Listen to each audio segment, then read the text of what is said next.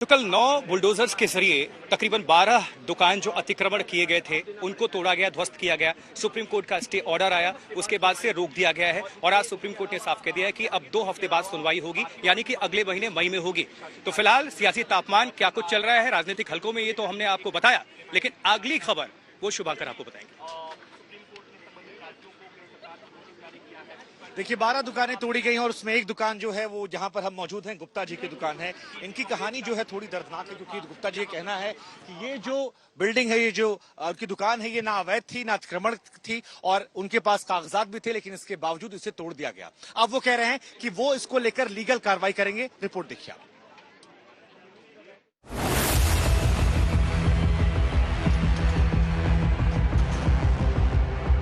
पूरी डॉक्यूमेंट है मेरे पास, कागज आए हुए हैं यहाँ पे। कागज देखने का कोई अफसर आगे नहीं आ रहा है। दिल्ली की एक आम सी बस्ती जहांगीरपुरी। 24 घंटे में यहाँ बहुत कुछ बदल गया। जहां तहां बिखर गई दर्द और बेबसी की दास्तान।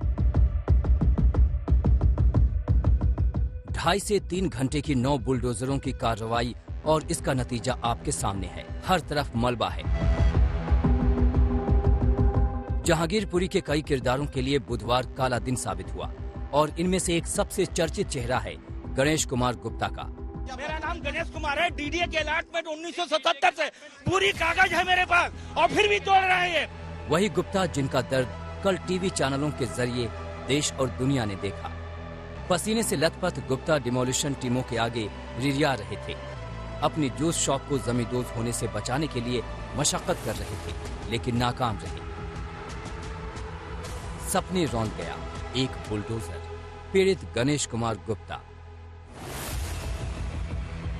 एक अदद दुकान उनकी रोजी रोटी का जरिया थी, इसी से परिवार चलता था, लेकिन आज ये खंडहर बन गई है। गुप्ता एमसीडी के दस्तों को अपने कागजात दिखाते रह गए। आप पीछे हट जाओ, कोर्ट में जाना आप पीछे हट जाओ। कागज तो देखिए, पीछे हट जाओ।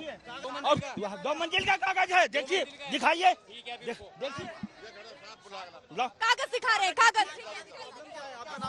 मेरा नाम गणेश कुमार है। डीडीए के अलॉटमेंट 1977 से पूरी कागज है मेरे पास और फिर भी तोड़ रहे हैं।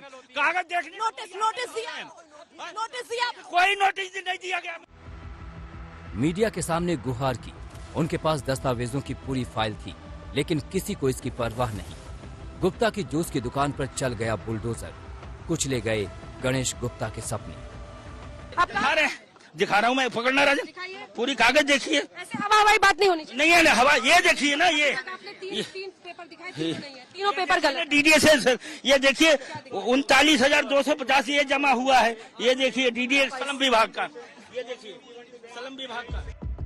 24 घंटे बाद अब गुप्ता की दुकान का हाल देखिए। अब यहाँ से कारोबार करना मुश्किल है। दुकान का बस एक अदद ढांचा बच गया है।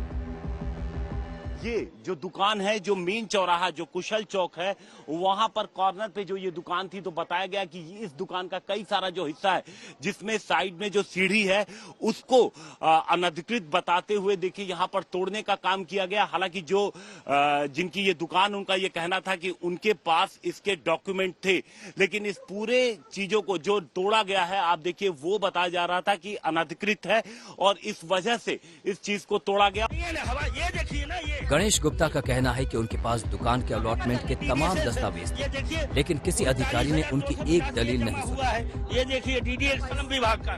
गुप्ता अपनी रोजी रोटी का जरिया दुकान खो चुके हैं, लेकिन अब वो इस लड़ाई को लड़ने के मूड में हैं। गणेश गुप्ता ने सुप्रीम कोर्ट में याचिका दायर कर दी है। गुप्ता ने तमाम दलीलें दी हैं। उनका कहना है कि मेरी दुकान अवैध नहीं थी, मुझे दुकान अलॉट की गई थी, मेरे पास तमाम दस्तावेज थे, मेरी कोई दलील नहीं सुनी गई। एमसीडी एक नोडल अफसर तैनात करे, यही अफसर अवैध निर्माणों की पहचान करे। डीडीए ने अलॉट कराया था, उसकी फीस भी जाती है 4800 रुपये सालाना।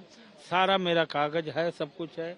और आए पहले भी कई बार अतिक्रमण हटाते थे, लेकिन कागज देखते थे, कागज देख के फिर चले जाते थे। इस बार कोई कागज देखने को तैयार नहीं। मैं कागज दिखाता रह गया कि भाई कागज देखो, कागज देखो। अगर कागज नहीं भी देखते हो तो सुप्रीम कोर्ट का ऑर्डर आ गया 1 घंटे पहले, कि अतिक्रमण ये रोका जाए। लेकिन कागज मेरा तो लीगल है, डीडीएस अलॉटमेंट की दुकान है, 1977 से बैठा हुआ हूँ मैं।